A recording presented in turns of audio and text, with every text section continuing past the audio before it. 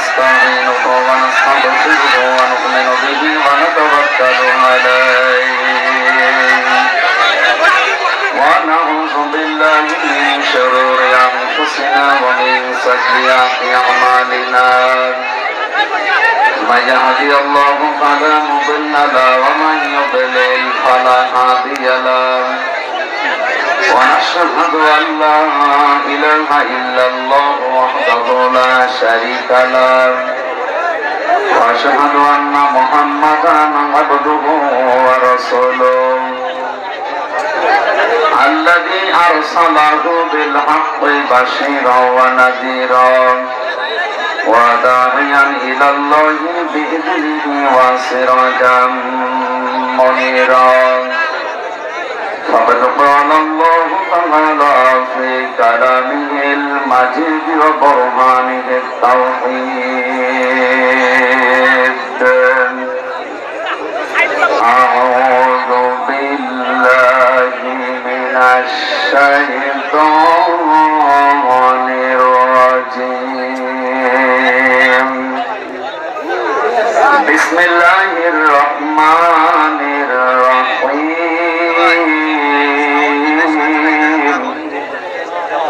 واعبدوا الله ولا تشركوا به شيئا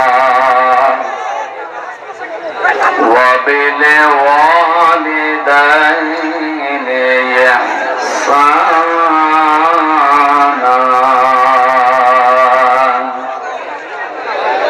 وبذي القربى واليتامى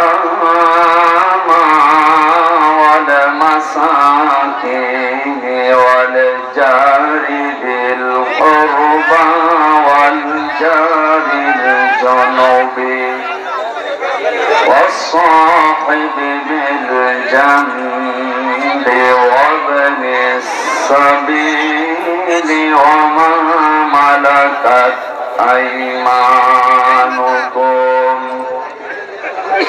إن الله لا يحب كل مختال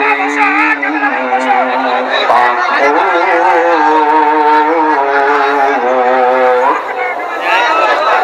صدقت يا ربنا اللهم صل على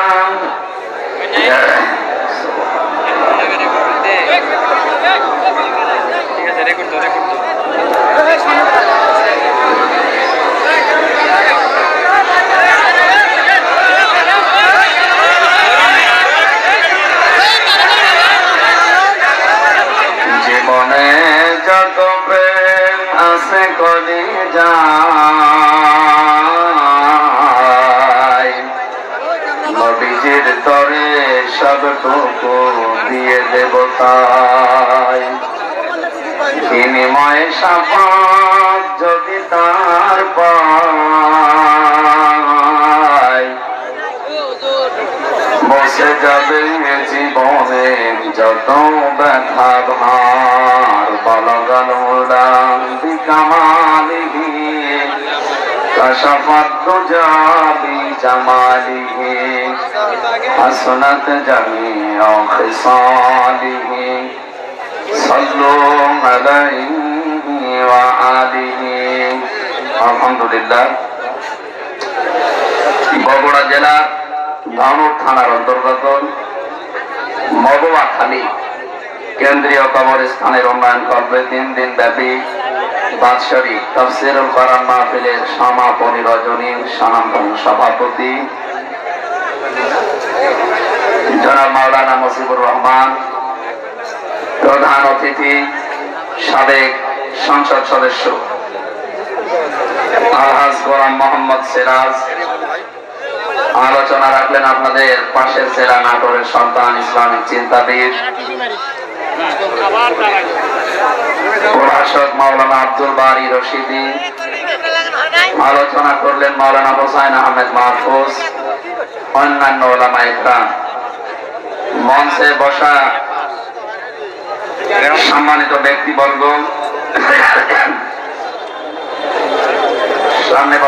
মুসলমান ভাইরা, পর্দার আড়ালের সম্মানিতা মা এবং বোনেরা, প্রশাসনের ভাইরা, প্রাণ প্রিয় বগুড়াবাসী, আল্লাহর দরবারে শুকরিয়া জানাচ্ছি।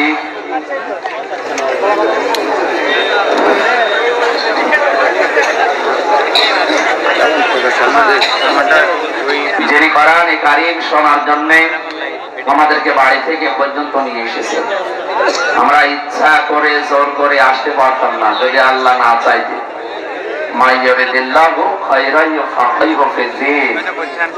আল্লাহ যাকে ভালোবাসেন, যার কল্যাণ চান, তাকে কোরআনে কারীমের হাদিসের জ্ঞান দান করে। সুতরাং এই হাদিস অনুযায়ী আমরা বিশ্বাস করতে পারি আল্লাহ আমাদেরকে অবশ্যই ভালোবেসেছেন। এ কারণে তিনি এই ময়দানে আমাদেরকে বসিয়ে রেখেছেন।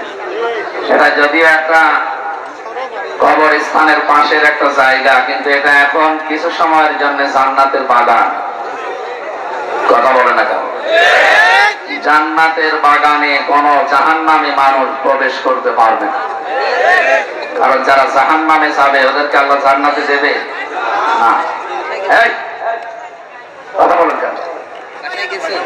হ্যাঁ, যেখানে দাঁড়িয়ে আছে ওদের দাঁড়িয়ে ভালো লাগে, দাঁড়িয়ে থাক। যারা বসে আছেন কি খারাপ লাগছে? একটু ওঠে, ওরকম দাঁড়িয়ে থাক। জাহান্নামে কোন মানুষকে আল্লাহ জান্নাতে প্রবেশ করাবেন না। আর জান্নাতে কোন মানুষকে যদি আল্লাহ প্রবেশ করান, তাকে আল্লাহ আর বের করে দেবেন না। কি কথা বলেন? হযরত ইদ্রিস আলাইহিস সালামের জীবনী পড়েছিলাম। বাদরের নবী ছিলেন আল্লাহ।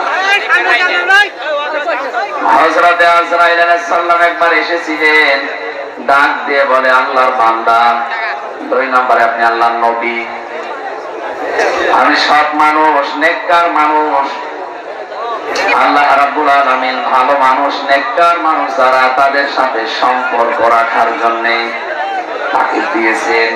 ইয়া আইয়ুহাল্লাযীনা আমানু ইত্তাকুল্লাহা ওয়া কুনু মা'আস সাদিকিন। ওহে যারা ঈমানের দাবি করো, আমাকে ভয় করো। আর দুনিয়ায় যারা সত্যবাদী, এই মানুষগুলোর সাথে থাকে। কে বলছেন বলেন তো? নবীদের চাইতে সত্যবাদী দুনিয়াতে কেউ আছে? এই জন্য আজরাইল সরাসরি এসে বলছেন, আমি এসেছি আপনার কাছে বন্ধুত্ব করব, আপনার সাথে আমি থাকতে চাই। হযরত ইদ্রিস নবী শর্ত দিয়েছিলেন, আমি বন্ধুত্ব করতে রাজি আছি, কিন্তু আমি যার তার সাথে বন্ধুত্ব করি না। তুমি যখন আজরাইল নিজে ফেরেশতা এসেছো, আমি রাজি আছি। প্রথম শর্ত, আমি যার তার সাথে বন্ধুত্ব করি না। কেন? কারণ পৃথিবীর প্রতিটি জিনিসের প্রভাব আর একটা জায়গায় পড়ে। পচা পানি যদি এক জায়গায় রেখে দেন, ওখান থেকে আর কিছু না হোক দুর্গন্ধ আসবে। কি কথা বলেন? আপনি বন্ধুত্ব করার জন্য আসলেন, আপনার প্রভাব তো আমার উপরে আসবে। সবচাইতে বড় বিষয় দুনিয়াতে আলমার ও মান আহাব্বা, যার সাথে বন্ধুত্ব হবে কিয়ামতের দিন আল্লাহ তার সাথে তাকে তুলবে। আমি আপনার সাথে বন্ধুত্ব করতে চাই, যেহেতু ফেরেশতা আপনি নিজে আজরাইল এসেছেন, আমার তো একটা শর্ত আছে। 1 নম্বরে, আমি এখনই মরতে চাই। মরণের যন্ত্রণা যে শুনি, ওয়াজাতে সাকরাতুল মাউতি বিল হক। এই পৃথিবীর সব কিছু উলটপালট হতে পারে, মিথ্যা হতে পারে, প্রতারণা হতে পারে, মরণের যন্ত্রণা হক, এটা সত্য। কেউ রেহাই পায়নি এখান থেকে। আমাদের নবী মুহাম্মদুর রাসূলুল্লাহ পর্যন্ত রেহাই পায়নি। তিনি ঘেমে যাচ্ছিলেন বারবার। এই পৃথিবীতে মাত্র একজন মানুষের জীবন কবজ করার জন্য আজরাইল খুব সতর্ক ছিল। হাদিস পড়েছি, নবীজির কাছে যখন এসে বলেছে, হে রাসূল, আপনি যদি যেতে চান তাহলে আপনাকে নিয়ে যাব। আজরাইল খুব সতর্ক ছিল। হাদিস পড়েছি, নবীজির কাছে যখন এসে বলেছে, হে রাসূল, আপনি যদি চাইতে চান তাহলে আপনাকে নিয়ে যাব, যদি চাইতে না চান, যতদিন থাকতে চান আপনি থাকতে পারবেন। বিশ্বনবী বলেছিলেন, যদি থাকতে চাই কতদিন থাকা যাবে? ফেরেশতা বলেছেন, আপনি যতদিন ইচ্ছা করবেন এই দুনিয়ায় থাকতে পারবেন। যখন মনে করবেন না আমি আর থাকতে চাই না, আমি নিজে এসে আপনাকে নিয়ে যাব। বিশ্বনবী ওই সময় বলেছিলেন, আজরাইল যদি না থাকতে চাইতে কতদিন? যতদিন ইচ্ছা, তারপরে যাওয়া লাগবে না। ইচ্ছা করেন যতদিন, কিয়ামত পর্যন্ত যদি বাঁচতে চান আপনাকে আল্লাহ হায়াত বাড়িয়ে দেবে, আপনাকে মরা লাগবে। এইটাই ফাইনাল, যে মরা লাগবে। কুল্লু নাফসিন যায়িকাতুল মাউত, যাকে আল্লাহ বানিয়েছে তাকে মরণ দেবে, সে যে।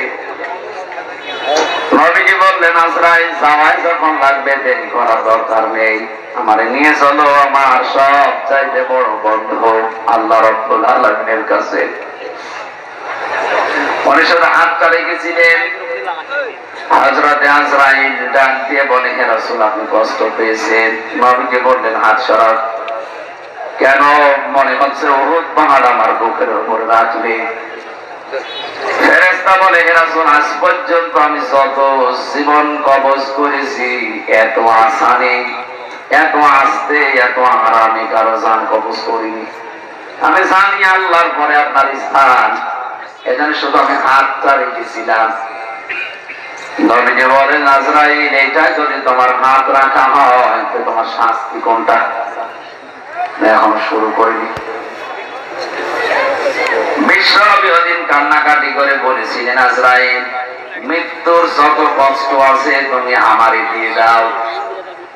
আমার পরে আমার যত উন্নত দুনিয়ায় আসবে তারা এমনিতেই দুর্বল, মরণের যন্ত্রণা তাদেরকে দিও না।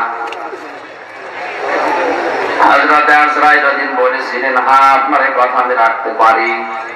কোরআনে কারিমে আল্লাহ 6666 যে আয়াত আপনার উপরে নাযিল করেছেন, এর ভেতরে একটা আয়াত আছে, আয়াতুল কুরসি বলা হয়।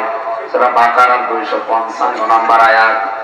এটা যদি কেউ 5 ওয়াক্ত ফরজ নামাজের পরে তেলাওয়াত করে, এখানে আল্লাহর 10টা ক্ষমতার কথা আছে। কয়টা? বলেন বলেন। এটা ক্লাস চলছে, ছাত্রের মতো জবাব দেবে। 1 2 3 পরে যারা পড়ে দেখেন না কেমন জবাব দেয়, বুঝলেও দেয়, না বুঝলেও চিল্লাই। আপনারা ওইভাবে জবাব দেবেন। গ্রাম অঞ্চল তো, এই জন্য সেমিনার হলে আমরা এভাবে কথা বলতাম না। হ্যাঁ, স্বাভাবিক হওয়ার জন্য, কিন্তু না, শরীর পড়ে যাচ্ছে। আমার মনে হয় কিছু খাওয়িয়েছে। ওরা যারে বিদায় করে দিতে চায় তারে আস্তে আস্তে সোলো পয়জন এগুলো দিয়ে দিয়ে মেরে ফেলে। কোরআনের পাখি দেলাওয়ার হোসাইন সাইদি রহমতুল্লাহ আলাইহি, ওনারে সারা জীবন বিভিন্ন রকমের উল্টা পাল্টা জিনিস, সারা জীবন দেখো জেলের ভেতরে দুর্বল, শক্ত মানুষ, কিন্তু দুর্বল করে ফেলেছিলেন। এরপরে ওনার আবার ডায়াবেটিস, শেষে দেখলেন না ইঞ্জেকশন দিয়ে মেরে ফেলেন। মনে করেন না, 10 মিনিট ওনার সাথে আমি ছিলাম, এমনি এমনি মরে না। হ্যাঁ, যদিও সারা জীবনে তার দোয়া ছিল, আল্লাহুম্মা ইন্নী আসআলুকা শাহাদাতান ফি সাবিলিক, হে আল্লাহ, তুমি যাই করো আমাকে শাহাদাতের মরণ দিও। এই কারণে জালেমদের হাতে আল্লাহ তাকে শাহাদাতের মরণ দিয়েছে। আর যাকে তাকে আল্লাহ শহীদের মরণ দেয় না, কারণ এটা অনেক দামি জিনিস। শহীদ এই শব্দটা শুনতে ছোট, কিন্তু এত দামি এটা। যারা শহীদ হয় তারা মরে না। আলা তাহসাবান্নাল্লাযীনা কুতিলু ফি সাবিলিল্লাহি আমওয়াতা বাল আহয়াউন ইনদা রাব্বিহিম ইরযাকুন। সূরা আলে ইমরান 169 নম্বর আয়াত। আল্লাহ তাআলা বলেন, হে নবী, যে মানুষগুলো শহীদ হয় এদেরকে আপনি বলবেন না যে মরে গেছে, এমনকি ধারণাও করবেন। এক জায়গায় আছে ওয়ালা তাকুলু লিমা ইয়াকতালু, আর এক জায়গায় আছে ওয়ালা তাহসাবান্নাল্লাযীনা কুতিলু। মুখ দিয়ে তো বলবেন না, অন্তরে ধারণাও করবেন না যে যারা শহীদ হয়েছে এরা মরে গেছে। না, মরে গেছে তো ওই মানুষটা, যে মানুষটা জুলুম, অত্যাচার, নির্যাতনের মাস্টার মাইন্ড ছিল, এরা মরে যায়। শাহাদাতের মরণ পেলে মানুষ মরে না, এরা জীবিত থাকে এবং আল্লাহ নিজে তাদেরকে কুদরতের হাতে খাবার খাওয়ায়। সুবহানাল্লাহ। উনি যদি সত্যি মারা যেতে, এই যে আমার পাশে যারা মুরব্বী বসে আছে, এ মানুষগুলোর ঈমান অবশ্যই আছে। কিছু না থাকা আল্লাহ একজন আছে। এখন যদি এই বিশ্বাসের উপরে মরে যায়, কবরে থাকবে, ঘুমিয়ে থাকবে, এতটুকু শেষ। এই কথা বল মানে, হ্যাঁ, এরপরে 5-7 মিনিট পর প্রশ্ন করবে যদি বলেন না। আর আপনি ভুল ধরছেন এই প্ল্যানে। আমার যে মানুষগুলো ভুল ধরছে, অবস্থা কিন্তু ওদের ওই রকমই ছিল। ওরা কিছু কিছু সাবজেক্টের উপরে আয়াতগুলো হাদিসগুলো আয়ত্ত করে করে কি করে ভুল ধরা যায় সেই চিন্তা ছিল। এভাবে যদি 16 বছর 18 বছর কোরআনের উপরে পড়াশোনা করে ভুল ধরা লাগতো, তাহলে আর ভুল ধরতো না। এমনকি আল্লাহর ভুল ধরে। আমি আকিজ গ্রুপে চাকরি করতাম ওই সময়, তাদের খতিব ছিলাম। আপনারা অনেকে জানেন জানেন না, আকিজের বড় ছেলে যিনি এখন ডাক্তার মহিউদ্দিন, ওনার 4টা স্ত্রী। 4 বিয়ে করা তো জায়েজ নেই। দেখেছেন, একটা জায়েজ জিনিস হালাল, এটা নিয়ে কত সমস্যা, কেউ ভয়ে কথা বলছে না। আরে আশ্চর্য রে, আল্লাহ তাআলা কোরআনে কারিমে বিয়ের কথা শুরু করেছেন 2 বউ দিয়ে, ফাঙ্কিহু,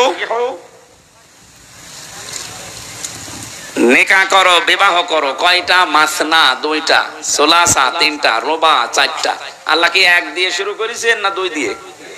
তাহলে বউ 2টা থাকলেই ভালো। যদিও আমাদের এই দেশের সামাজিক পারিবারিক যে অবস্থা, এটা এই দেশের মানুষ মেনে নেয় না। আমি বিশ্বের বহু মুসলিম দেশে ঘুরেছি, ওই সমস্ত দেশে শরীর চলে না 3-4টি বউ। আমি যে ড্রাইভার নিয়ে যেতাম মদিনায়, ও আমার চাইতেও চিকন, ঠেলা দিলে পড়ে যাবে, অথচ 4টি বউ গাড়ি চালায়। গাড়ি চালিয়ে আপনার 4 বউ, আর আমি আপনাকে ভাড়া করছি আমার 1 বউ। আপনাদের দেশের ওনার ভাষা দিয়ে আমার বলছিল, আপনার দেশে ওই চলে, আমাদের এই দেশে এরকম।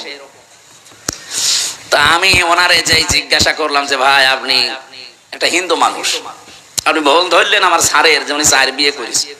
উনি আমারে লজিক দিচ্ছে যে একটা পুরুষ মানুষ যদি 4টা বিয়ে করতে পারে, একটা মহিলা কেন 4 বিয়ে করতে পারবে না?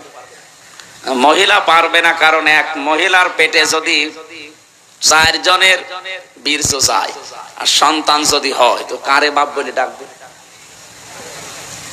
এটা তো আমি বললাম, আমার জবাব দিচ্ছে আর একটা, হ্যাঁ বাপ বলে ডাকারও সিস্টেম আছে। এই সন্তান হবার পরে ডিএনএ টেস্ট করবে।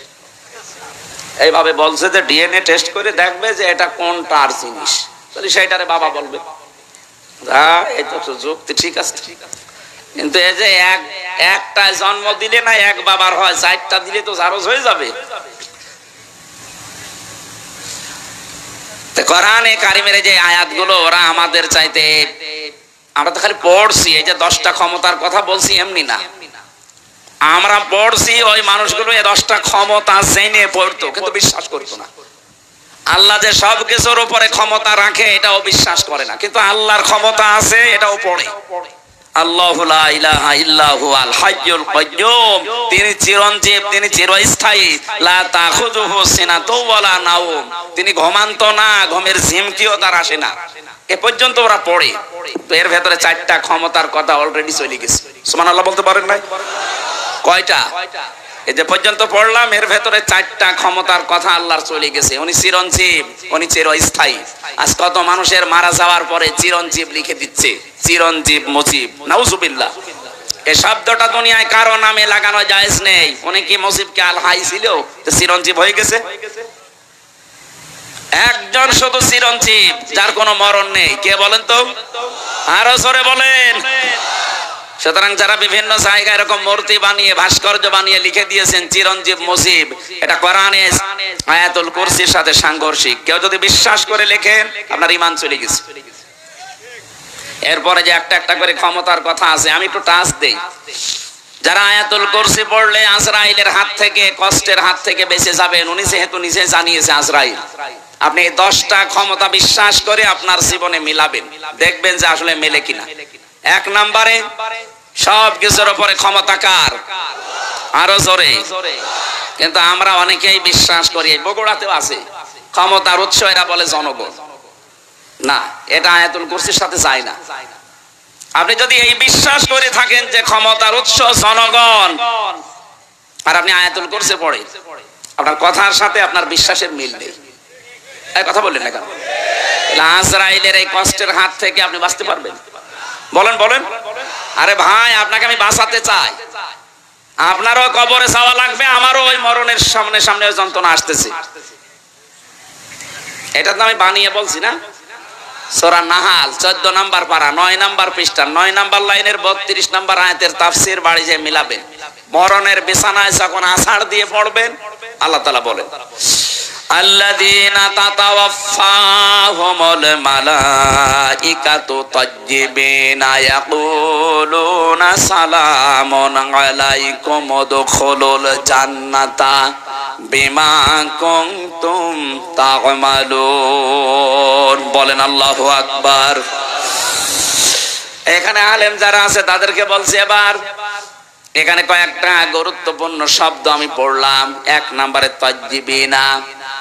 আল্লাহ পাক বলেন, হামজা যখন বিছানায় পড়বে আষাঢ় দিয়ে মউতের ওই বিছানায়, ফেরেশতারা আগে আসবে।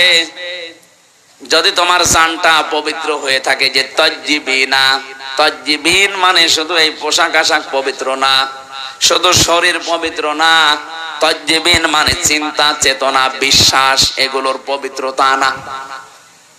আপনি পবিত্র হতে হলে আপনার চিন্তা পরিষ্কার করা লাগবে, আপনার ভাবনা, আপনার বিশ্বাস, আপনার আকীদা, আপনার কর্মজীবন, আপনার ব্যবসা বাণিজ্য অর্থনীতি এগুলো পবিত্র করা লাগবে, পরিষ্কার করা লাগবে, সাফ করা লাগবে। অথচ আজ আমরা পোশাকের পবিত্রতার জন্য, শরীরের পবিত্রতার জন্য, সাফ করার জন্য যত ব্যস্ত, আমাদের বিশ্বাস এবং আকীদা পরিষ্কারের জন্য অত ব্যস্ত না। কথা বুঝতেছেন? আমি আস্তে আস্তে ডোজ নিয়ে যাচ্ছি। যখন আপনি পড়ে যাবেন বিছানায়, আপনার বিশ্বাস, আপনার আকীদা, আপনার চিন্তা চেতনা যদি পরিষ্কার দেখে ফেরেশতারা, না এটা পবিত্র আছে, তখন বলবে সালামুন আলাইকুম, তোমাদের উপরে আল্লাহর শান্তি, উদখুলুল জান্নাহ, ওই যে জান্নাত দেখা যাচ্ছে, প্রবেশ করো। জোরে বলেন সুবহানাল্লাহ। আমাদের জীবনে এরকম একটা মুহূর্ত আসুক, আমরা চাই না? বলেন বলেন বলেন। এজন্য আয়াতুল কুরসি পড়লে আজরাইল আর কিছু বলবে না, বিষয়টা এমন না। 10টা ক্ষমতা বিশ্বাস করে তারপরে পড়া লাগবে। আল্লাহ আমাদেরকে এইভাবে পড়ে আজরাইলের হাত থেকে বেঁচে যাওয়ার তৌফিক দেন, বলেন আমিন।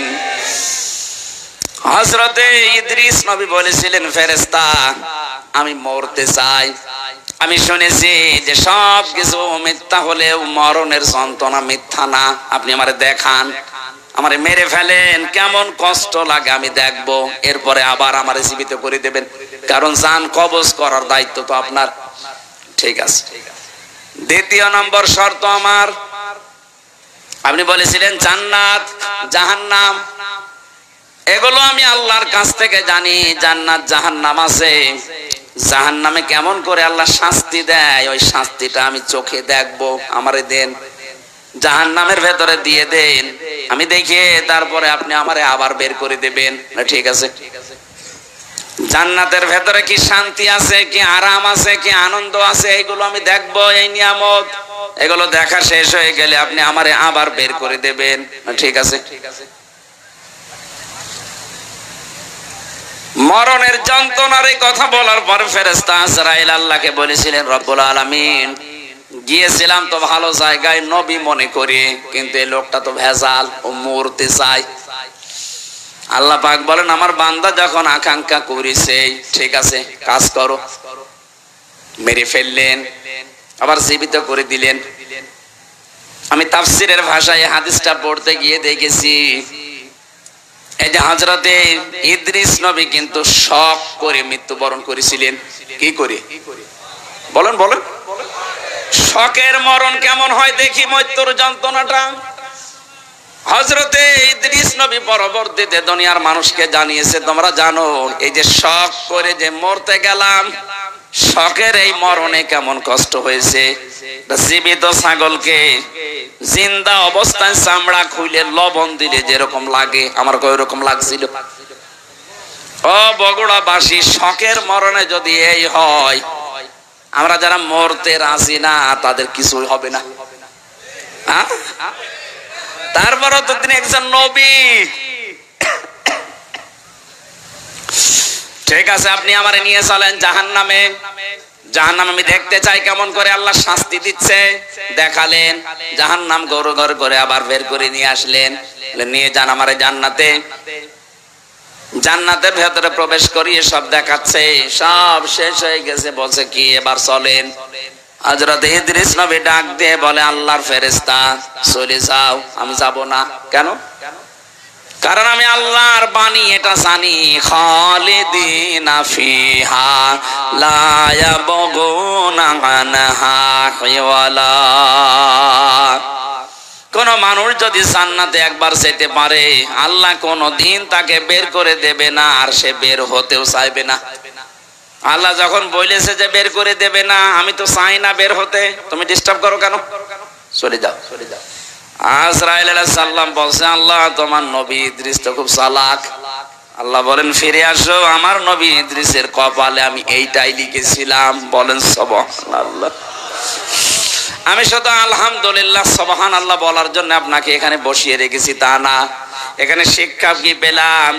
হযরত ইদ্রিস নবী কিন্তু যে কোনো কায়দায় জান্নাতে গেছে। কথা বলে না কেন? ওনাকে আল্লাহ বের করে দিয়েছে, আর উনি বের হতে চাচ্ছে। নবীজির কথা অনুযায়ী এটা যদি জান্নাতের বাগান হয়, বিশ্বাস আমাদের আছে না নেই? তাহলে এখান থেকে আমার আল্লাহ আপনাকে বের করে দিচ্ছে, আপনি বের হয়ে যাবেন। এখন যেটা চলে যাবে মনে হবে ওর জান্নাত ভালো লাগছে না, এবার যান, চলে যান। ওই যে চলে যাচ্ছে, যান যান যান, তাড়াতাড়ি যান। আপনি জাহান্নামে যাবেন, জান্নাত ভালো লাগছে না, চলে যান, যান। যারা এই ময়দানে এসে সত্যি জান্নাত মনে করে আমরা বসে আছি, যদিও জান্নাতের ভেতরে এরকম পচা লাইট থাকবে না, এরকম লাইট থাকবে, কয়েকটা সামিয়ানা দিয়ে ঘিরে দেবে নাকি? হাদিস হচ্ছে, যাকে সর্বনিম্ন জান্নাত দেওয়া হবে তামাম দুনিয়ার 10 দুনিয়ার সমান। আজ যারা জমি জায়গা হয় না, খালি মানুষের আত্মসাৎ করে, তাদের কত জমি লাগবে, এরকম দুনিয়া 10টা বানিয়ে দেবে। জোরে বলেন আল্লাহু আকবার। এই জন্য আল্লাহ রসুলের প্রতি যাদের বিশ্বাস আছে, এ দুনিয়া তাদের কাছে তুচ্ছ মনে হয়। আমরা হয়তো ওই পর্যায়ে পৌঁছাতে পারিনি, তাই যার হালকা পাতলাও পৌঁছিয়ে গেছে, শুধু বাংলাদেশ না তামাম দুনিয়াও তার কাছে মশার ঠ্যাঙের মতো মনে হয়। কারণ তামাম দুনিয়া না, এরকম 10টা দুনিয়া আল্লাহ তার ইমানের কারণে তাকে জান্নাতে দান করবেন। আল্লাহ যেন আমাদের এরকম একটা পরিবেশ দেন, বলেন আমিন। দরুদ আর সালাম পাঠ করার মাধ্যমে আমরা কোরআনে কারিমের একটা আয়াত পড়েছি, সূরা নিসা। কোন সূরা? আজকের আলোচনার বিষয় হচ্ছে অধিকার। এই জিনিস থেকে আমরা প্রায় 53 বছরই কম বেশি বঞ্চিত আছি। অধিকার থেকে আমরা বঞ্চিত না? হযরতে মুআজ ইবনে জাবাল রাদিয়াল্লাহু তাআলা আনহু ইয়ামেনের গভর্নর হয়ে তাকে যখন আল্লাহর নবী পাঠাচ্ছিলেন, ডাক দিয়ে বললেন, মুআজ, আল্লাহর উপরে তোমার যে অধিকার, তোমার উপরে যে আল্লাহর অধিকার তুমি কি জানো? বলছে না, আপনি ভালো জানেন। নবীজি বললেন, তোমার উপরে আল্লাহর হক হচ্ছে তুমি আল্লাহর একনিষ্ঠভাবে গোলামি করবে, ইবাদত করবে।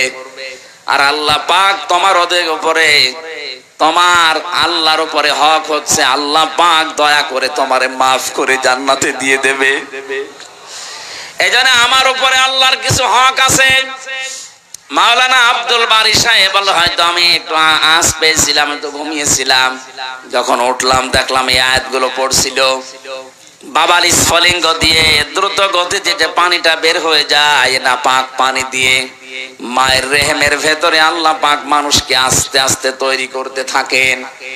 সুম্মা খলাকনান নুতফাতা আলাকাতান ফাখলাকনাল আলাকাতা মুদগাতান ফাখলাকনাল মুদগাতা ইসামা ফাকাসাউনাল ইসামা লাহমা।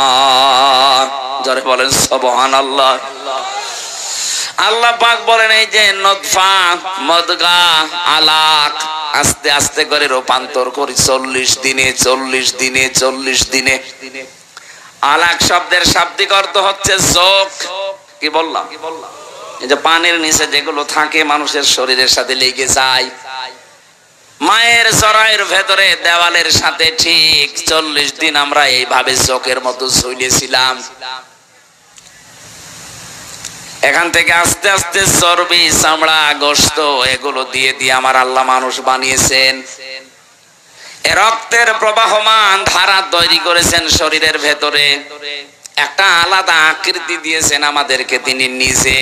এই যে ফেরেশতাদের দেখতে পাচ্ছেন এই বডিটা, এটা ফেরেশতারা বানিয়েছে।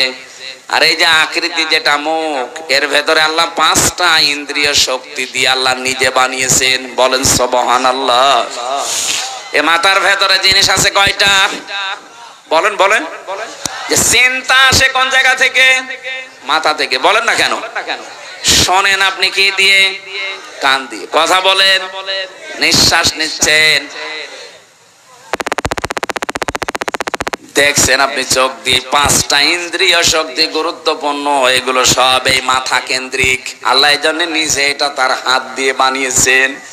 লাকাদ খালাকনাল ইনসানা ফি আহসানি তাকওয়িম। অবশ্যই আমি সব চাইতে সুন্দর আকৃতি দিয়ে বানিয়েছি মানুষকে। কে বলছেন? আরো জোরে বলেন। এত সুন্দর করে আমি মানুষ বানালাম। পৃথিবীর একটাই সৃষ্টি, এই যে কাবা শরীফ, যদিও কালো গিলাপ দিয়ে ঢেকে রাখা আছে। দুনিয়ায় কত কিছু তো কালো দেখি আমরা। এই যে ভ্রমর কালো, কোন মানুষ একবার ভ্রমর দেখে আর একবার তাকাতে মনে বলে আমি পাইনি। কথা বলছে না কেন? পেঁচা, বাদর, শামসিকা, এরা নিজেরা তো কালো, আবার কালো জিনিসেরা ভালোবাসে অন্ধকার। এই জন্য এদের যা চেহারা, এদের একবার দেখলে আর একবার দেখতে মন চায় না।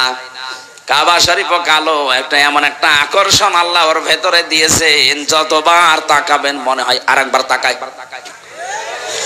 নবীজি জানিয়েছেন পৃথিবীর 2টা জায়গা আছে যেখানে তাকিয়ে থাকলে সওয়াব হয়। একটা কাবা শরীফ, আর একটা আপনার মা আর বাবা। জোরে বলেন সুবহানাল্লাহ। মায়ের দিকে, বাবার দিকে কেউ যদি মহব্বতের নজরে তাকিয়ে থাকে, একটা নফল হজের সওয়াব হয়ে যায়। সাহাবী বললেন, হে নবী, আমি যদি 100 বার তাকাই, বিশ্ব নবী বলেন মা বাবার দিকে 100 বারও যদি কেউ তাকায়, 100 বারই নফল হজের সওয়াব হবে। অথচ কয়েকদিন আগে যে রংপুরের নীলফামারী, কিশোরগঞ্জ একটা থানা আছে, ওখানে যে দেখলাম বৃদ্ধাশ্রমে এই লাইনে আর এই লাইনে কত মা বাবা বসে চোখের পানিগুলো ফেলছে। এদের চোখের দিকে তাকালে আমি বুঝতে পেরেছি এরা সন্তানের জন্য বরদোয়া করছে। যে মায়ের দিকে, বাবার দিকে শুধু তাকালেই হজের সওয়াব হয়ে যায় নফল। অথচ ওরাও তো কোনো মা বাবার সন্তান ওদেরও আছে, ওরা রেখে এসেছে নিজের ইচ্ছা করে ওই বৃদ্ধাশ্রমে। একটা সন্তান বলেন তো কখন তার মার বাবাকে বৃদ্ধাশ্রমে রেখে আসে? আমার যতটুকু মায়া মহব্বত ইমান আছে আমার দ্বারা সম্ভব না। যদি আমার বউ, ছেলে, মেয়ে সব ছেড়ে দেওয়া লাগে, তাও আমার মার বাবাকে বৃদ্ধাশ্রমে রেখে আসা সম্ভব না আমার ইমানে। তো ওরা তো রেখে এসেছে। কথা বলে না কেন? ওরা রেখে এসেছে কোন কারণে? ওদের পেছনে কোনো কারণ আছে। আমি একবার রাঙ্গামাটি গিয়েছিলাম, লংগদু থানা, ওখানে একটা বৃদ্ধাশ্রম আছে। বললাম আমারে নিয়ে চলেন তো দেখি আসি। যে দেখি একটা লোক কলেজের প্রফেসর কাঁদতেছে। কি আপনি কি হয়েছে? বলছে আমার মা। আর মায়ের কাছে একটু দাঁড়ালাম, দেখি কি বলে। মৃত্যু সজ্জায় ডাক দিয়ে বলছে, ওই আমার সন্তান, আমি যখন মারা যাব আমার মাথার উপরে যে ফ্যান ঘুরছে এই ফ্যানটা তুই পাল্টিয়ে দিবি, নতুন ফ্যান লাগিয়ে দিবি আমি মরে গেলে। ছেলে কৌতূহল নিয়ে বলছে, মা তুমি তো মরেই যাবে, মরে গেলে আবার ফ্যান কি হবে? মা বলছে দরকার আছে, কারণ তুই আমার সাথে যা করলি আমার মন ডেকে বলছে তোর সন্তানও তোকে এখানে কিছুদিন পরে রেখে যাবে। কথা বলেন না কেন? যে গতকালকে পেপারে এসেছে ঢাকা বিশ্ববিদ্যালয়ের একজন অধ্যাপক, দুইটা ছেলে, একটা মেয়ে, একটা আমেরিকায় থাকে, একটা লন্ডনে থাকে, আর একটা অস্ট্রেলিয়ায় থাকে, তিনজনই প্রতিষ্ঠিত। ওর বউ মারা গেছে, ওই তিন ভাই বোন মিলে সিদ্ধান্ত নিয়ে বাবাকে রেখে গেছে বৃদ্ধাশ্রমে। অথচ তো সে নিজে বলছে আমার ঢাকায় ফ্ল্যাট ছিল তিনটা, আমার বড় ছেলে চালাকি করে ফ্ল্যাট গুলো সব লিখে তার নিজের অ্যাকাউন্টে টাকা নিয়ে নিয়েছে। আজ আমার সে তো কিছু নেই, মেয়েটা আছে অস্ট্রেলিয়ায়, আর ছেলে দুইটা কেউ লন্ডনে কেউ আমেরিকায়। তাদের অভাব নেই, কিন্তু এই মানুষগুলোর পাশে একটা ঘর আমার জন্য হয়নি, যে একটা রুমে আমি থাকবো। যেই কয়টা ছেলে আর মেয়ে এরা আমাকে এদের বোর কারণে শেষ পর্যন্ত এই বৃদ্ধাশ্রমে রেখে গেছে। 3 বছর পরে পরে নাকি একটা চিঠি লিখে বাবার কাছে, অথচ লোকটা ঢাকা বিশ্ববিদ্যালয়ের শিক্ষক ছিল। উনি দেখলাম কথা বলতে বলতে মরে গেল। এই লোকটা হাও মাও করে কাঁদছে। আমারে বলছো হুজুর আপনি দাঁড়িয়ে আছেন দেখলেন, আপনি আমার উপরে আবার খারাপ ধারণা করেন না, এ দোষ আমার না, এই দোষ আমার বোর। আমার দুইটা ছেলে মেয়ে আছে, তাদের দিকে তাকিয়ে আমার বউকে আমি তালাকও দিতে পারি না। আজ 3 মাস আগে আমি এখানে রেখে গিয়েছিলাম আমার মাকে, তারে নিয়ে বড় ঝামেলায় পড়েছিলাম। বারবার আমার বউ আমার তাকিদ দেয় যে এই বুড়ি যদি থাকে আমি তোমার ভাত আর খাবো না। কি করবো, ছেলে মেয়ের দিকে তাকিয়ে বাধ্য হয়ে মাকে রেখে গিয়েছিলাম এখানে। বাবা আমার ওই ছোটবেলায় মারা গেছে, আমি একটা কলেজের অধ্যাপক, অথচ এখন কি হয়ে গেল দুনিয়া থেকে আমার আর নাম ধরে ডাকার মতো কেউ নেই। বগুড়াবাসী, আমি শুধু আবেগ নিয়ে বলছি তা না, আমি বাস্তবে দেখতে পাচ্ছি। রাঙ্গামাটি লংগদু থানার এই যে মাটা মারা গেল, কলেজের অধ্যাপক, এখানে বহু মানুষ ঠিক তার পরিবারের কাছে ওই রকমই। একটা বাবা 8টা 10টা 16 17 20 22 25টা ছেলে মেয়ে আমি দেখেছি। 25টা ছেলে মেয়েকে বাবা মানুষ করতে পারছে এক হাতে এক কাঁধে তুলে নিয়ে, অথচ 25টা ছেলে মেয়ে মিলেও একটা বাবা আর মাকে খাবার দিতে পারে না। শেষ পর্যন্ত 15 দিন বা 1 মাস করে পালাপালি করে নেয়। বগুড়াতে নেই। সিদ্ধান্ত নেওয়া লাগবে, আমার মা বাবাকে যদি আলাদা করতে কেউ চায় দুনিয়া থেকে, আমি দরকার হয় তারে আলাদা করে দেব। সম্মানিতা মা বোনেরা, আমি নিজে স্বামী, আল্লাহর কসম করে বলছি, আমি সহ যত স্বামী এখানে বসে আছে, কোন স্বামী কিন্তু মন থেকে চায় না যে আমার বিয়ের পরে আমার মা বাবা আলাদা হয়ে যাক। না, আমি যা খাবো আমার মা বাবা তাই খাক, আমি না খেয়ে থাকলে ওরা না খেয়ে থাক, তারা আমার সাথে থাক। কথা বলে না কেন? এই পরিবেশটা আমরা অনেক জায়গায় দেখছি নষ্ট হয়ে গেছে। বিয়ে করার কিছুদিন পরেই সন্তান আর পেরে ওঠে না, শেষ পর্যন্ত এই মা বাবাকে হয় আলাদা করে দেয়, নাই বৃদ্ধাশ্রমে দিয়ে দেয়। কথা বলেন ঠিক কিনা? এই ছেলেটার পেছনে যে সবচাইতে বেশি ভূমিকা পালন করেছে এটা তার বউ, আর এই বউকে কোট বুদ্ধি দেয় ওখান থেকে এই বউর মা আর ওর বড় বোন, ওখান থেকে খালি ইনজেকশন পাঠায়। আর কতদিন থাকবে একসাথে? আলাদা হয়ে যা, আরামে খেতে পারবি। আমি কি বেশি বলে ফেললাম?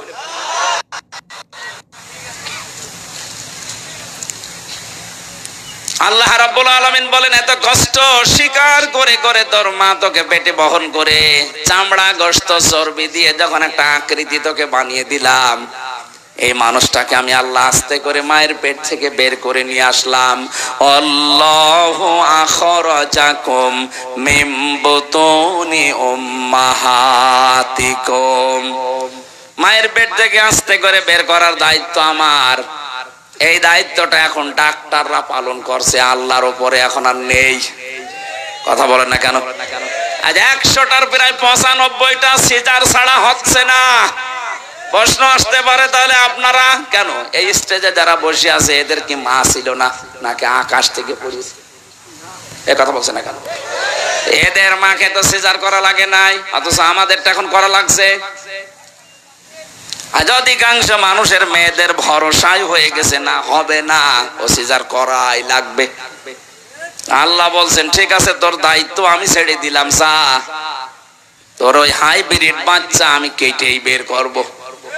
কথা বলে না কেন? রব্বুল আলামিন বলেন আমি যখন আস্তে করে দুনিয়া থেকে নিয়ে আসলাম, কি অবস্থায় তুই ছিলি জানিস? লা তা'লামুনা শাইআ, কিচ্ছু বলতে পারতিস না, শুধু ট্যাঁ করে কান্না ছাড়া তোর কোনো ভাষাও ছিল না, আওয়াজও ছিল না। বিজ্ঞান এখন প্রমাণ করছে এই কষ্টটা নিয়ে, কেন কম্পিউটারে সব দেখা যায়। একটা মানুষ সর্বোচ্চ কষ্ট সহ্য করতে পারে 45 ইউনিট। কত? পৃথিবীর প্রতিটি জিনিস পরিমাপ করার যন্ত্র আছে। এই যে প্যান্ডেলটা, এটা কতটুকু, এটা পরিমাপ করার জন্য একটা অস্ত্র আছে না, ফিতা আছে, ফিতা। আপনি কাউকে দেন, সেই ফিতা দিয়ে মাপ দিয়ে বলতে পারবে এটা কতটুকু। আপনি যদি এরকম চাউল নিয়ে এসে বলেন এটা মেপে দেন, দাড়ি পাল্লা আছে, কথা বলেন না কেন? এই যে পানির বোতল আছে, এটা লিটার, সিসি, কেজি দিয়ে মাপা হয়। পৃথিবীর প্রতিটি জিনিস মাপ করার জন্য আলাদা আলাদা যন্ত্র আছে। আল্লাহ পাক বলেন তোর মা তোকে দুনিয়ায় আনতে যে কষ্টটা পেয়েছে, ডেলিভারির কষ্ট, এইটার জন্য একটা পরিমাপের যন্ত্র আছে। এই কষ্টটা পরিমাণ হচ্ছে 45 ইউনিট। এর বেশি হলে পুরুষ মানুষ মারা যাবে। কিন্তু একটা মা দুনিয়ার ময়দানে সন্তানের মুখ দেখতে হলে 57 ইউনিট কষ্ট সহ্য করা লাগে। কত? 45 থেকে 57। আপনি টের পাচ্ছেন? রব্বুল আলামিন বলেন আস্তে আস্তে যখন তোকে এভাবে নিয়ে এসে কথা বলা শিখালাম, খাওয়ালাম, এভাবে হামজা বানালাম, তোর প্রতি আমার কিছু দায়িত্ব আছে। আমি তোকে যা যা দেওয়ার সব দিয়ে দিয়েছি। এখন তোর উপরে আমি আল্লাহ কিছু চাই, এইটা ওয়াবুদুল্লাহ, তোরা আমার ইবাদত করবি। কার? মানে ইবাদতটা কি, এইটাই আমরা অনেকে জানিও না, মানিও না। অনেকে মনে মনে ভাবে না, আবার জেনে ফেললে আবার কাজ করা লাগবে, জানি না তাই মানি না, ভালো আছি না।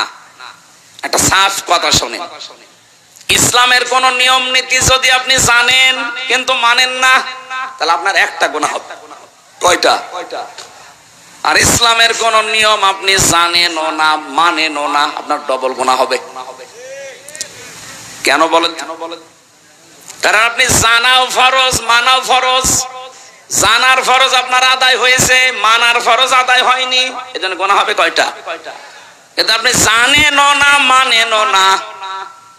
আপনার জানার ফরজ যেহেতু আদায় হয়নি, মানার ফরজ আদায় হয়নি, এজন্য যারা বলে জানার নাম ইসলাম না, মানার না ইসলাম, এটা একটা শয়তানি। আপনি না জানলে মানবেন কি করে? এলাকায় বহু মানুষ আছে সুদ খায় কিন্তু জানে না এই ধান্দায়। মনে মনে ভাবে আল্লাহর কাছে আমি বলবো আল্লাহ আমি জানতাম না। কথা বলছেন না কেন? এই যে যারা টাকা ছেড়ে রাখেন, 1000 টাকা ছেড়ে দেয়, 1 মাস পরে 1200 টাকা করে নেয়, এটা যে সুদ হয় অনেকে জানে না। না, আপনি বলবেন যে আমি জানি না, এই যতদিন বলবেন যে আমি জানতাম না ততদিন আপনার অসুবিধা নেই। কিন্তু যেই বলবেন আমি জানতাম, তুমি জেনে করলেন কেন? এই ধারণা আমাদের ছিল যে জানতাম না তাই আল্লাহকে বলবো আমি জানি না তাই মানি না। না, আপনার গুনাহ হবে ডবল। আপনি জানেন না কেন? আমি কি জেনে এসেছি, আমার জানা লেগেছে, এই কথা বলছেন না কেন? এই এলাকায় হয়তো এই গুনাহ এখনো আরম্ভ হয়নি। এই যে টাকা ছেড়ে রাখে টাকা আসে, কিন্তু অনেক জেলায় এটা আছে। এই এলাকায় যারা এই কাজ করছেন, টাকা ছেড়ে রাখেন আর টাকা আসে, এটা প্রকাশ্য সুদ। মায়ের সাথে জেনা করার মতো গুনাহ করছেন আপনি। এটা ছেড়ে দেওয়া লাগবে। কারা কারা এই গুনাহ ছেড়ে দেবেন? হাত তোলেন তো। এই এলাকায় তো সবচেয়ে 180 মাইল বেগে। ঠিক আছে, আপনারা এই এলাকায় তো প্রায় সবই মায়ের সাথে জেনা করছেন। না খেয়ে থাকেন, না খেয়ে মরে যান, তারপরও জাহান্নামে যাওয়া লাগবে না। কিন্তু মায়ের সাথে জেনা করে গেলে জাহান্নামে শুধু না, ইদাফ লাহুল আযাব ইয়াউমাল কিয়ামা, জেনাকারীদের শাস্তি ডবল হবে। কয়টা বলেন? তাহলে এই গোনাটা এখনো পর্যন্ত আপনার এলাকায় আছে, আর আপনি নামাজ পড়েন, রোজা রাখেন, হজ করে আসেন। কিসের হজ করেন? আজকেই সিদ্ধান্ত নিয়ে বাড়ি যাবেন যে না, আমি আর এই গোনার সাথে নেই, টাকা যা ছেড়ে রেখেছি আগামী মাস থেকে টাকা শুধু 1000 দিলে 1000ই নেব, 1200 নেব না। পারবেন না ভাই? এটা যদি আপনি নাই পারেন তো কেন কষ্ট করে রাতের বেলা বসে আছেন? আপনি বাড়ি যেয়ে ঘুমান, আর আপনার আমল নামায় উঠতে থাক, আপনি এই জায়গায় লিখা উঠবে আপনি মায়ের সাথে জেনাকারী। বলেন নাউজুবিল্লাহ। কুষ্টিয়ার বড় বাজারে দেখলাম আসরের নামাজ পড়ে গেল, আমার সাথে নামাজ পড়ে দোকানের সামনে দিয়ে ঘুরতেছে, আর কে টাকা দেয়, টাকা নিয়ে কি লেখে, কি গো নামাজ পড়ে আসলো আর এই লোক এত টাকা পায়। চলে যাওয়ার পরে দোকানদারকে বললাম, ভাই কিসের টাকা দিলেন? হুজুর বলা যাবে না। বলা যাবে না মানে? প্রতি মাসে মাসে উনি একবার করে এখানে আসে, আল্লাহরে ওলি টাকা নিয়ে যায় আমার কাছে, 10,000 করে আমারে টাকা দেয় মাসে মাসে, আর 1,000-এ 100 টাকা করে বেশি। এটা কি সুদ? বলেন না কেন? এগুলো স্বর্ণের দোকানে দেখলাম বেশি দেয় ওরা।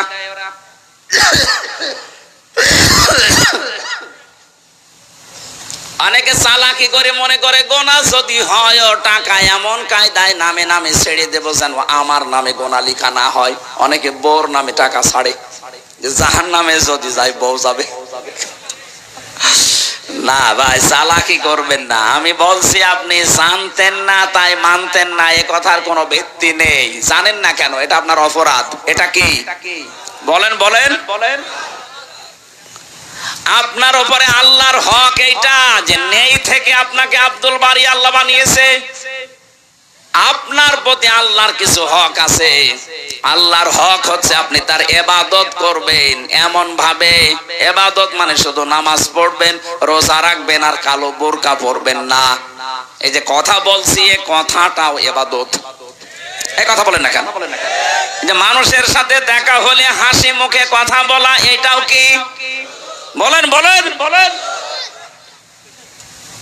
সালাম দেয় যারা 90টা নেকি পায়, তারা প্রথমে জবাব দেয় যারা, এই মানুষটা নেকি পাবে 10টা।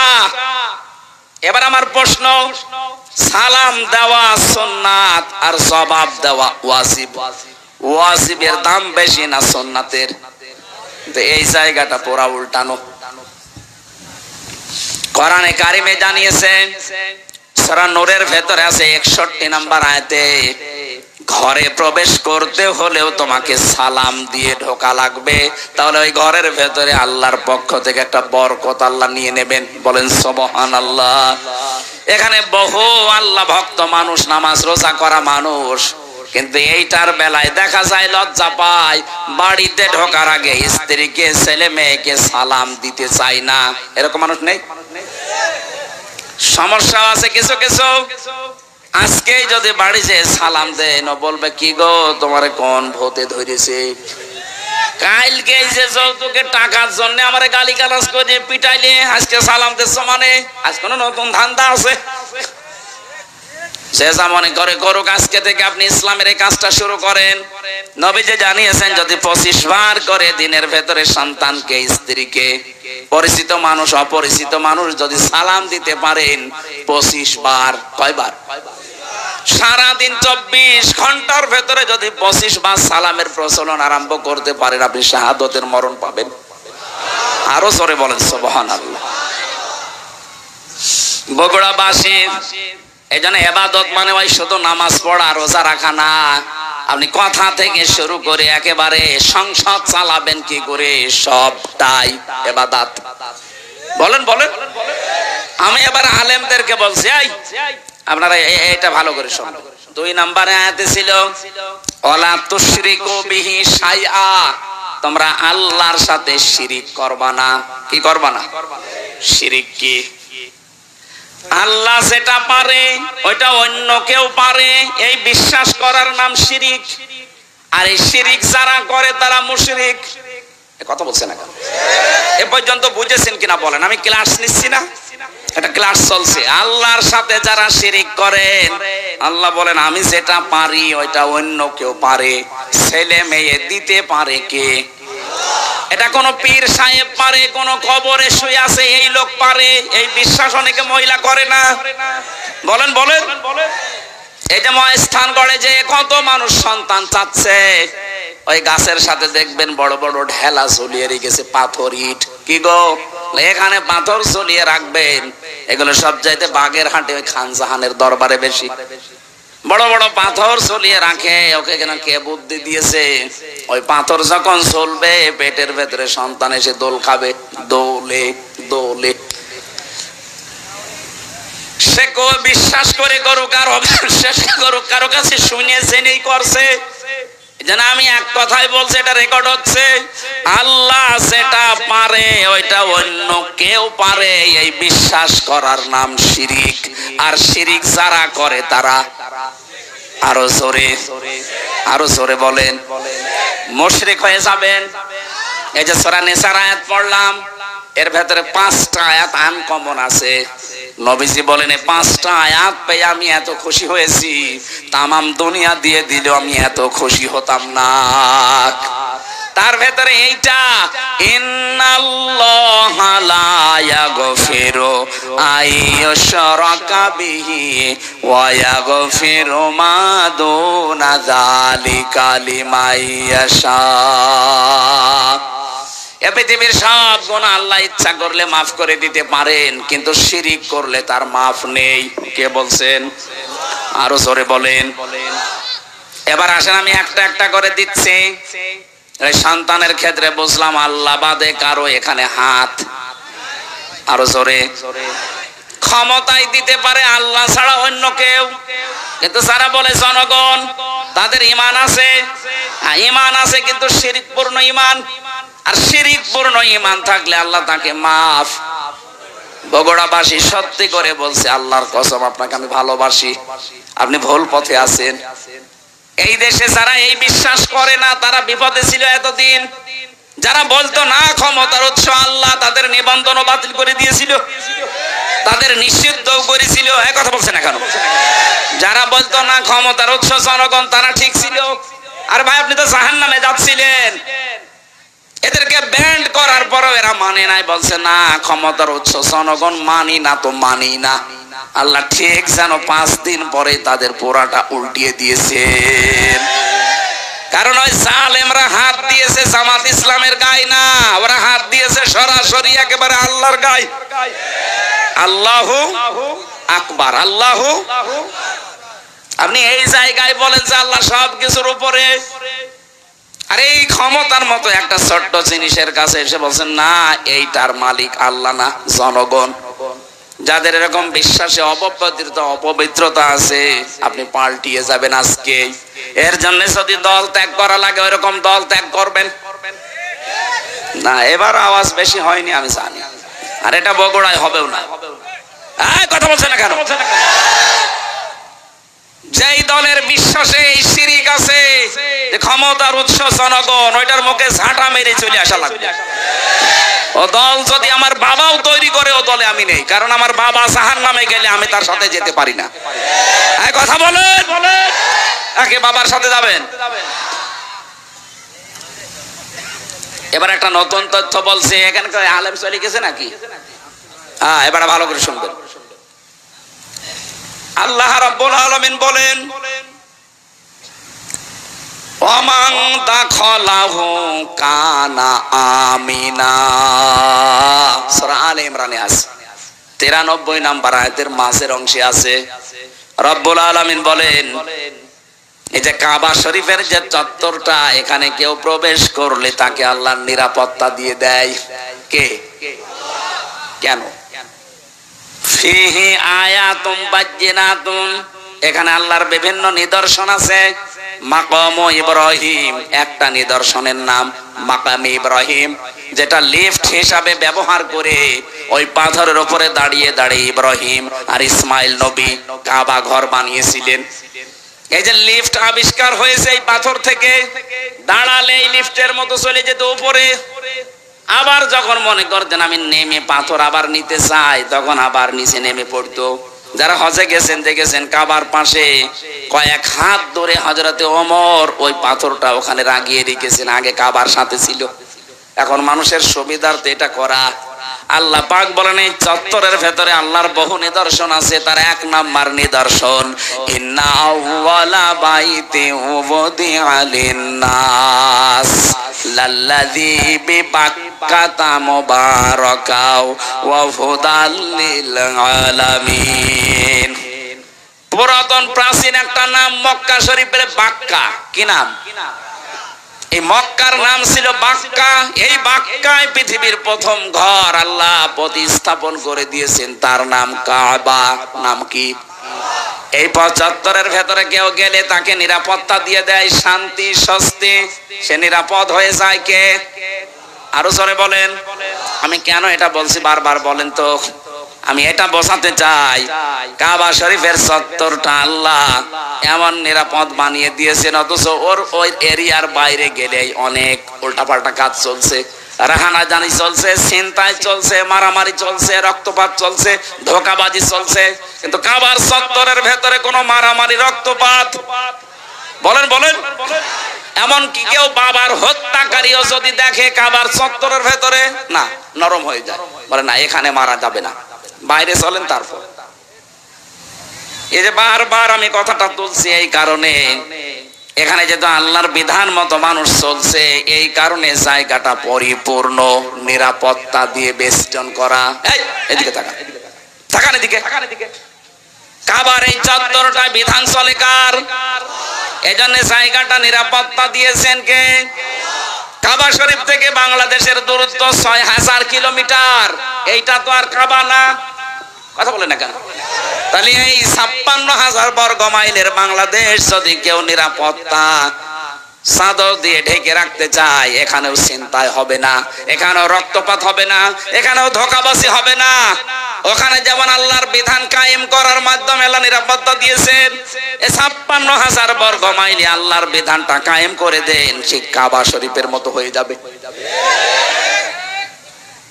এটা আমি বানালাম না, সূরা আনামের ৮২ নম্বর আয়াতে এই তথ্যটা আছে। আল্লাযীনা আমানু ওয়া লাম ইয়ালবিসু ঈমানাহুম বিযুলমিন উলাইকা লাহুমুল আমন। আল্লাহ পাক বলেন এই যে মানুষগুলো এইভাবে আল্লাহর কুদরতি আঙ্গুল এই বগুড়া ধনটের দিকে তাকিয়ে বলছে, এই যে এই মানুষগুলো আল্লাহর পক্ষ থেকে নিরাপত্তা পাওয়ার হকদার। কারা? যারা তাদের ঈমানের সাথে শিরিক মিশ্রণ করে না। এখানে জুলুম মানে শিরিক। তাহলে আমরা বাংলাদেশকে যদি কাবার মতো নিরাপত্তা দিতে চাই, এই ৫৬,০০০ বর্গ মাইলে বসবাস করে যদি আমরা নিশ্চিন্তায় থাকতে চাই, আমাদের চুরি ডাকাতি ছিনতাইয়ের রক্তপাতের হত্যার কোনো ভয় থাকবে না, আয়না ঘরের কোনো অস্তিত্ব থাকবে না। তাহলে এই দেশে যারা আছি শিরিক মুক্ত জীবন গঠন করা লাগবে, আর জোরে বলা লাগবে। শিরিক কি? এই আয়াতের দ্বিতীয় শব্দ এটা, আ'বুদুল্লাহ ওয়া লা তুশরিকু বিহি শাইআ। আল্লাহর ইবাদত করবা আর শিরিক করবা না। শিরিক এবার আমি পেয়েছি তাফসিরে, শিরিক বিল যাত, শিরিক বিল সিফাত, শিরিক বিল ইখতিয়ারা, শিরিক বিল হুকুক। এই ৪ প্রকারগুলো আবার শ্রেণী বিভাগ করে করে ৮ প্রকার, ১২ প্রকার, ২২ প্রকার, ৪২ প্রকার, ৭২ প্রকার, ১২০ প্রকার পর্যন্ত শিরিক আছে। সবগুলো আমি নোট করেছি। এক একটা বিষয়ের উপরে এত কথা আল্লাহ লুকিয়ে রেখেছে, যত গবেষণা করবেন তাফসীর আকারে তত বের হবে। জোরে বলেন আল্লাহু আকবার। এই জন্যই তাফসীর করতে গেলে এরকম সময় লাগে। এখন শিরিক শব্দ নিয়ে যদি এত বেশি, ইবাদতের ব্যাখ্যা ছিল ৯টা, শিরিকের ব্যাখ্যা আছে ২৭টা। এটা প্রকার হিসাবে ভাগ করা যায় ১২০ প্রকার, ১২০ শ্রেণীতে। এতগুলো শিরিক থেকে যদি সত্যি আমরা মুক্ত হতে পারি, দেশের মানুষ, আমরা তো চেষ্টা চালাচ্ছি। আমাদের বিশ্বাসে শিরিক থাকবে না, আমাদের আকীদায় শিরিক থাকবে না, আমাদের সমাজে শিরিক থাকবে না, আমাদের সংসদেও শিরিক থাকবে না। সংসদে একটা শিরিক ছিল, আল্লামা দেলাওয়ার হোসেন সাইদি রহমতুল্লাহ আলাইহি ওটা তুলে দিয়েছেন। এই যে মাথা নিচু করে ঢোকা লাগতো, মুসলমানের মাথা শুধু নিচু হবে কার সামনে? ওই স্পিকারের সামনে এইভাবে যাওয়া লাগতো আগে মাথা নিচু করে। উনি বলেছে না, মুসলমানের এই দেশে এই শিরিক চলতে দেওয়া যায় না, সিস্টেম করে ওইটা বাদ দিয়ে দিয়েছে, এখন আর ওইভাবে যাওয়া লাগে না। কিন্তু 15.5 বছরের দিকে তাকান, এই দেশটা যেন মানুষ মুশরিক হয়ে যায় ওই দাদা বাবুদের মতো ওরা সর্বাত্মক চেষ্টা চালাচ্ছিল।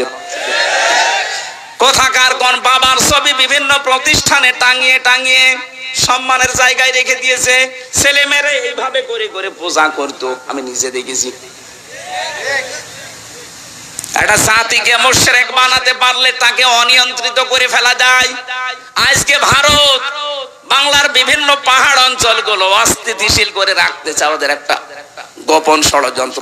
আজকে একটা ভিডিও ফাঁস হয়েছে, ওরা বাংলার বিভিন্ন প্রান্তগুলো বিশেষ করে চট্টগ্রামের পার্বত্য অঞ্চল এগুলো মাঝে মাঝে যুদ্ধ লাগিয়ে রাখে, মাঝে মাঝে অশান্তি তৈরি করে রাখে, অস্থিতিশীল করে রাখে। কারণ ওদের একটা উদ্দেশ্য আছে, ওরা নাকি ওটা ভাগ করে ম্যাপ তৈরি করে মায়ানমারের কিছু অংশ আর চট্টগ্রামের কিছু অংশ কয়েকটা জেলা নিয়ে আলাদা একটা খ্রিস্টান রাষ্ট্রের ঘোষণা দেবে। এই দুর্বিসন্ধি চলছে। আমি এটা এত মানুষের সামনে বলা ঠিক না, এটা গোপন বিষয়। এগুলো চালাচ্ছে আমেরিকা এবং ইহুদি ছাড়া।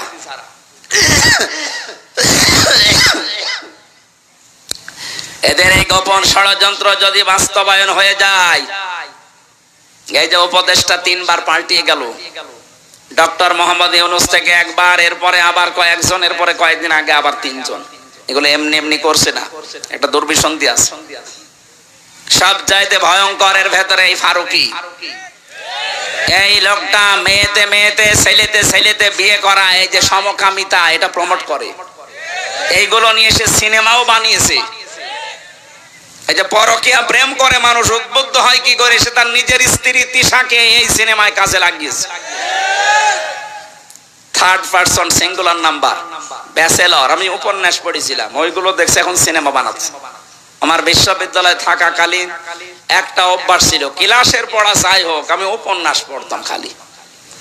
এই দেখেছিলাম ওই সময়, ওইগুলো দিয়ে দিয়ে এখন নতুন নতুন সিনেমা তৈরি করছে। আর এগুলোর লেখক যারা, আমি ওই লেখকের নাম নিতে ঘৃণা করি, ওই মানুষগুলো যা করে গেছে, পরকীয়া প্রেমের মাধ্যমে পুরা একটা সংসার জাহান্নামী হয়ে যায়। 2, 3, 4, 5 সন্তানের ছেলে মেয়ের মা সব রেখে আল্লাহর রাস্তায় চলে যাচ্ছে। কথা বলছে না কেন? ও বলছে ঠিক, ওটা আল্লাহর রাস্তা, শয়তানের রাস্তা না। পরকীয়া প্রেমে যারা আছেন, আপনি আজকেই তওবা করে ওই মোবাইল নাম্বার ওই বান্ধবীর বলেন আর ওই পরকীয়া প্রেমিক প্রেমিকার এক্ষুনি ডিলিট করে দিবেন। ও বলছে ঠিক, তার মানে ওর মোবাইলে আছে। এই এদিকে আস। আয়াতের দ্বিতীয় কথা ছিল, রব্বুল আলামিন বলেন, হে পৃথিবীর মানুষেরা, ওয়াল জারি যিল কুরবা ওয়াল জারিল জুনুবি ওয়াস সাহিবি বিল জামবি ওয়াবনিস সাবিল। পৃথিবীর ময়দানে যারা আত্মীয় স্বজন আছে, প্রতিবেশী হোক আর অনাত্মীয়, তাদের সাথে মিলমিশ করে চলবা, ভালো ব্যবহার করবা। আজ হাজারো মানুষের কারণে প্রতিবেশী অশান্তিতে আছে, অথচ লোকটা নামাজ পড়ে। কথা বলে না কেন? আরে প্রতিবেশী মানে আপনার বাড়ির পাশে সে আছে, শুধু সে না, আপনি বাসে যাচ্ছেন বগুড়া থেকে ঢাকা পর্যন্ত, এই যে 4-5 ঘন্টা সময় লাগবে, আপনার পাশের সিটে যে আছে সে 5 ঘন্টার প্রতিবেশী। বলেন বলেন, আপনি সিট এমন ভাবে কাজ করে নিয়েছেন যে সে পা রাখবে সে জায়গাও নেই না, আপনি প্রতিবেশীকে কষ্ট দিতে পারেন না। এত বেশি কথা জিবরাইল নবীকে প্রতিবেশী সম্পর্কে শোনাতেন।